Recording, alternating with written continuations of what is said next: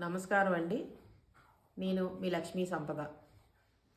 నేను కొన్ని విషయాలు చెప్దాం అనుకుంటున్నానమ్మా.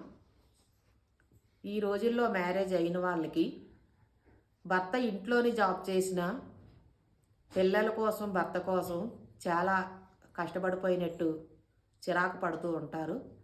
ఆ చిరాకు ఎందుకమ్మా, ఇదివరకు రోజుల్లోనే చాలా పనులుండేవి. మనం పని చేసేటప్పుడు మన అమ్మమ్మలు, మన నాన్నమ్మల్ని, మన అత్తగారిని మనసులో పెట్టుకొని మనం ఏ పని చేసినా చాలా సులభంగా చేసుకోవచ్చు. అటువంటి రోజుల్లో చేత్తో బట్టలు ఉతికేవారు, కట్టెలపై మనం వంట చేసేవారు, బావిలో నీళ్ళు కూడా తోడేవారు. ఇప్పుడు అలాంటివన్నీ ఏమీ లేవు. మనం చాలా అదృష్టవంతులవి. మనకు అన్నీ కూడా భగవంతుడు అన్నీ సులభంగానే సమకూర్చాడు. అందువలన మనం సంతోషంగా జీవించాలి. మనం సంతోషంగా మన భర్తని, పిల్లల్ని మనం సంతోషంగా ఉంటే వాళ్ళు కూడా సంతోషంగా ఉంటారు.